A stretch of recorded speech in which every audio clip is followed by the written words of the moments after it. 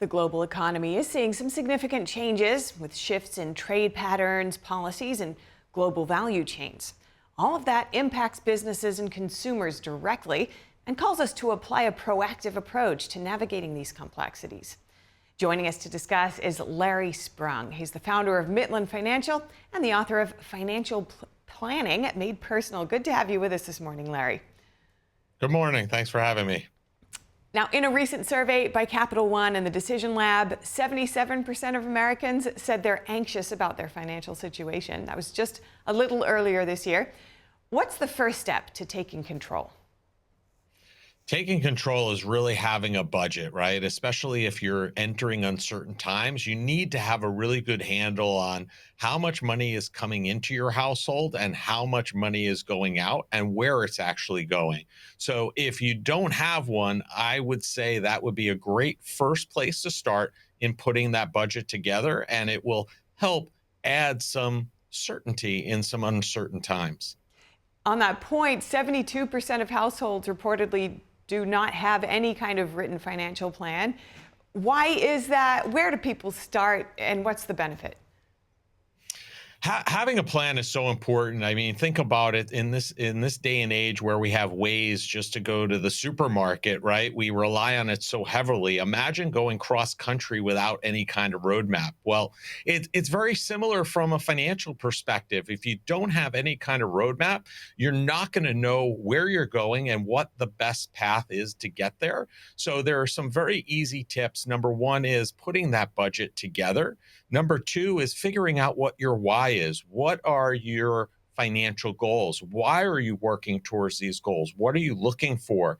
And then thirdly, make sure that as your life changes, that you're adjusting this financial plan over time, because that's key. Just because your plan was set up today doesn't mean that it's going to work the same way 5 years from now. You want to be able to adjust it along the way. And simply having that plan in place, like that map on your road trip or ways that you use along your way, you're going to feel a lot more comfortable and confident along those bumps in a road or those detours that come along. Now, with global markets in flux, is there a surefire and stress-free way to approach investing? Yeah, be calm. Volatility is the toll that we pay as investors. And just because there's volatility, there will always be volatility, doesn't mean that everything is coming to a halt. You have to stay calm and put that plan together. If you don't have it, follow it. And if you have a plan, make sure you're following that plan and that you're still on track. And it's times like these that, you look back at the plan, make sure that you're still on track to reaching your goals.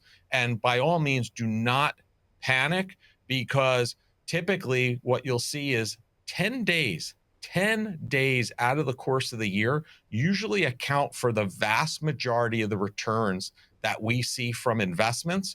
You miss those 10 days and your returns significantly go down. So take a deep breath, stay calm, make sure your plan is on track, and adjust when needed. All right, and I want to look now to another method people may use to increase their incomes, whether full-time or on the side. But in the U.S., the majority of all businesses are small businesses, and that also accounts for more than 45% of the workforce.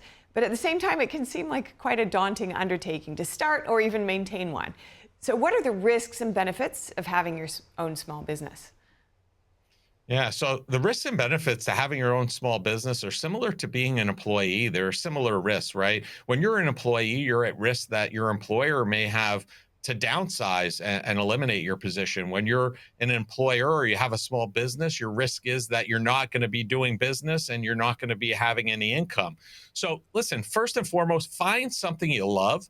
And two, you don't have to dive in with both feet. Maybe start off as a side hustle, see if there's a marketplace and an ability for you to build a business around this love and passion that you have.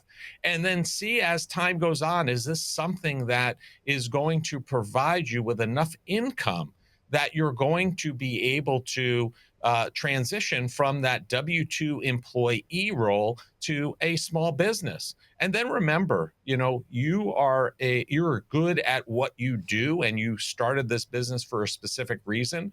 When you start entering this business, you're going to end up having to do things that maybe you weren't planning on doing. So make sure you have connections, resources to bring people in, whether that's on a 1099 or full employment basis, to fill in and lift you up in those areas that you may not be as skilled in. Now, your book and your business emphasize mindset. Tell me about the role of joy in your money philosophy. Yeah, joy is so important, right? We talk a lot about money, we talk a lot about income, we talk a lot about budget, but at the end of the day, these are all things that surround our ability and our desire to bring joy to our financial lives and our joy to our lives in general.